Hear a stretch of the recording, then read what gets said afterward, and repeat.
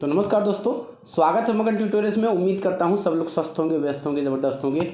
आप लोग जानते हैं कि एनआईएएस डीएलएड को लेके चौतरफा प्रयास बहुत पहले से ही शुरू हो चुके हैं, लेकिन अभी हाल फिलहाल के दिनों में क्या अपडेट्स हैं ये जानने की इच्छा आप लोगों को भी है और हम भी ये ज़रूरी समझते हैं कि इस संबंध में आपको अपडेट किया जाए ताकि आप सारी स्थिति से परिचित रहें। सबसे पहले मैं शुरू करूँगा वेस्ट बंगाल से। आप लोग जानते हैं ऑनगोइंग प्रोसेस जो वहाँ पे पीआरटी की चल रही थी उससे संबंधित है और वहाँ पे जो रेगुलर डीएलएड के अभ्यर्थी हैं उन्होंने कोलकाता हाई कोर्ट में केस किया था कि चूँकि 28 नवंबर 2023 को माननीय सुप्रीम कोर्ट का फैसला आ चुका है और उस फैसले के अनुसार एनआईएएस डीएलएड एलिजिबल नहीं है, लिहाजा इस वैकेंसी से इनको बाहर किया जाए। 11,765 सीटें वहाँ पे थी, आप लोग को पता होगा। इसकी नोटिफिकेशन 2022 की है, सितंबर 2022 की। तो यहाँ ये बातें मैं आपको क्यों बता रहा हूँ, ये बातें मैं इसलिए बता रहा हूं कि जो आज भी सुनवाई थी कोलकाता हाई कोर्ट में और जिस माहौल में सुनवाई हुई है, जिस तरह की जीरा हुई है, उसको देख के हमें ऐसा लगता है कहीं ना कहीं कोर्ट का जो रुख है वो पॉजिटिव रहेगा। अब यहाँ पे माननीय सुप्रीम कोर्ट का जो निर्णय है उस पर बात करना ज़रूरी है, क्योंकि कहीं आप लोग अच्छी तरह से जानते हैं कि कहीं ना कहीं जो कोलकाता हाई कोर्ट है वो माननीय सुप्रीम कोर्ट के ही फैसले को फॉलो करेगी। और यहाँ पे सुप्रीम कोर्ट के फैसले का जिक्र मैं इसलिए कर रहा हूँ कि जो फैसला 28 नवंबर को आया है वो फैसला कब से लागू होगा, यानी प्रॉस्पेक्टिव लागू होगा या रेट्रोस्पेक्टिव लागू होगा। जनरली मैंने अपनी लगभग हर वीडियोज़ में कहा है कि फैसले जो भी कोर्ट्स के आते हैं वो हम एक तरह से कहें कि फैसले की डेट से लागू होते हैं, यानी कि 28 नवंबर को फैसला आया था 23 में, तो 28 नवंबर से ही लागू होगा। इस हिसाब से यदि फैसला इस तरह से लागू होता है तो इसका मतलब ये है कि जो 11,765 ऑनगोइंग वैकेंसी है वेस्ट बंगाल की, उसके अभ्यर्थियों को राहत मिलना तय है। यदि रेट्रोस्पेक्टिव लागू होता है, यानी 2019 से ही 31 मार्च 2019 से यदि इस फैसले को लागू कर दिया जाता है तो आप विश्वास कीजिए कि एक तरह से हम कहें कि आग लग जाएगी। इस शब्द का प्रयोग मैंने इसलिए किया क्योंकि तमाम स्टेट्स में इस समय अवधि में यानी 19 से लेकर 23 के बीच में बहुत सारी वैकेंसियाँ तो पूरी हो चुकी हैं और अभी भी ऑनगोइंग वैकेंसियाँ भी हैं। जैसे कि मैंने आपको वेस्ट बंगाल से बताया, बिहार में वैकेंसी आप लोग जानते हैं TRE 2.0 अभी गतिमान है, सप्लीमेंट्री रिजल्ट का इंतजार है, यानी TRE 1 का। तो और इससे पहले भी वहाँ हज़ारों छात्र जो है वो सेलेक्ट हो चुके हैं। तो यदि इस तरह का डिसीजन रेट्रोस्पेक्टिव रूप से लागू होता है तो फिर आप मान के चलिए कि यहाँ भी दिक्कत होने वाली है। दिक्कत इसलिए क्योंकि जो सेलेक्ट है और जो सिलेक्शन प्रोसेस में है वो दोनों प्रभावित हो जाएंगे। सीधे अर्थों में हम कहें कि इनकी नौकरी पे खतरा सीधे आ जाएगा। इसी के रिगार्डिंग आपको जानकारी हो या ना हो, मैं आपको यहाँ पे चला दूंगा, आप देख लीजिएगा। इसी के रिगार्डिंग एक SLP भी वेस्ट बंगाल की तरफ से दायर कर दी गई है माननीय सुप्रीम कोर्ट में। आप यहाँ पे देख सकते हैं। ये याचिका आप लोग ये ना देखिएगा कि ये अंडर डिफेक्ट लिस्ट में है। पहले कोई भी मामला जाता है तो वो अंडर डिफेक्ट लिस्ट में ही होता है 90 डेज तक, यहाँ साफ साफ लिखा भी है।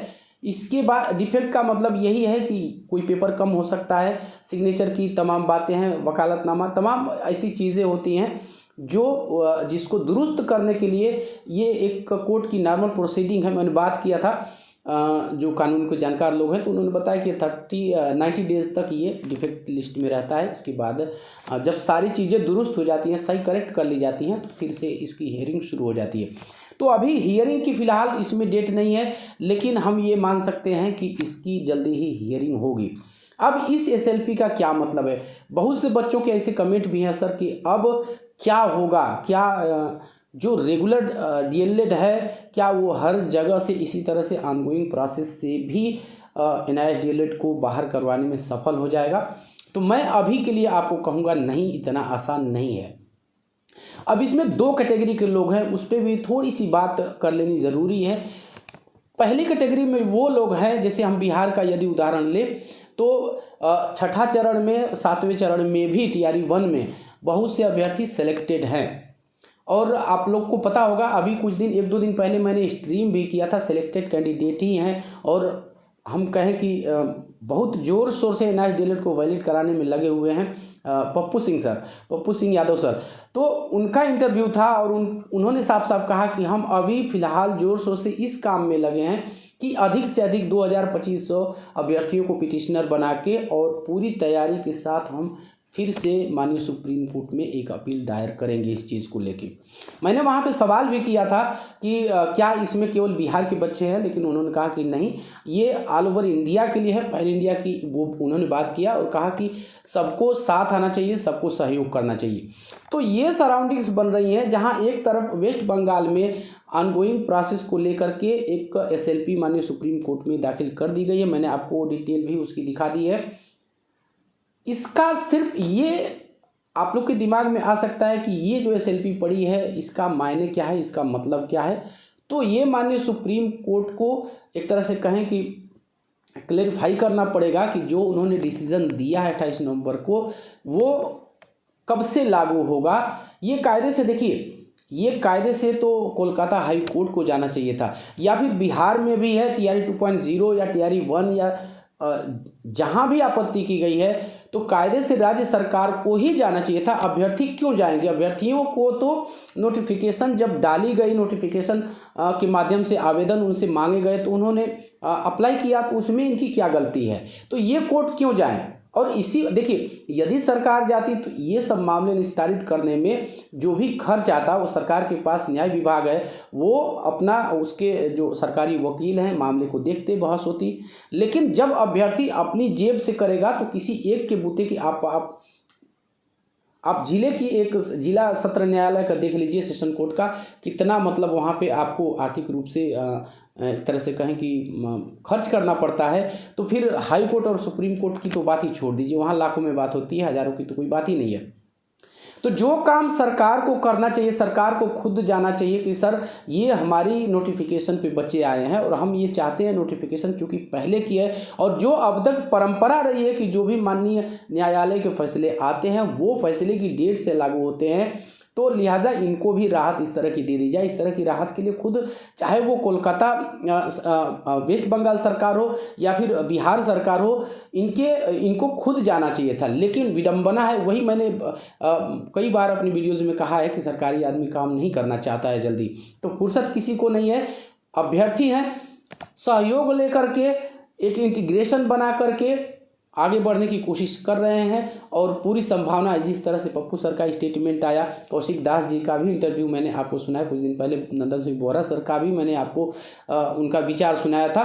तो ये लोग पूरी तैयारी में, अब बोहरा सर की यहाँ पे बात आ गई है तो मैं उनके संबंध में भी एक चीज़ आपको बता देना चाहूँगा। बोहरा सर का मेन फोकस अभी है, आप लोग को पता है कि जो NCT की नोटिफिकेशन है, गजट प्रकाशन पे उनका मेन फोकस है। और देखिए, सबका अपना अपना काम करने का एक तरीका होता है। कोई ज़्यादा कोर्ट पे भरोसा करता है, कोई ज़्यादा कानूनी प्रक्रिया पे भरोसा करता है, कोई हर किसी का एक अलग है। लेकिन अभी इस मामले में जबकि NIS DLED इनवैलिड हो चुका है, संपूर्ण देश से इनवैलिड हो चुका है, हर तरफ से, चाहे उनके काम करने का तरीका जो भी हो, जिस तरह से भी उनको लगता हो कि NIS DLED को वैलिड कराया जा सकता है, उस तरह से लोग लगे हुए हैं। 2-3 उदाहरण मैंने आपको बता दिया। बोहरा सर भी नोटिफिकेशन को ही चाहते हैं कि वो जो नोटिफिकेशन गजट पब्लिकेशन का काम है वो हो जाए, इसके बाद जो रिव्यू पिटीशन की चीज़ है वो की जाएगी। और ये बातें हैं, लेकिन यहाँ पे मैं कुछ चीज़ें आपको क्लेरिफाई करना चाहता हूँ। हालांकि इस संबंध में मैंने काफ़ी सारे वीडियोस भी डाल दिए हैं आपको, लेकिन यहाँ पे एक चीज़ ये कहना ज़रूरी है कि यदि फ्रेश पूरे NIS DLED के सर्टिफिकेट को वैलिड करवाना है तो रिव्यू पिटीशन को आगे बढ़ाना पड़ेगा, क्योंकि वही एक जरिया ऐसा है, जहाँ तक मुझे लगता है, ये मेरे अपने विचार हैं, अन्य के विचार इससे भिन्न हो सकते हैं, लेकिन जहाँ तक मुझे लगता है कि रिव्यू पिटीशन वाला काम अच्छी तरह से करना पड़ेगा और इस फैसले को पलटवाना होगा इसी के थ्रू, चाहे वो गजट नोटिफिकेशन से हो और भी सारी चीज़ें जो बहस के दौरान छूट गई हों।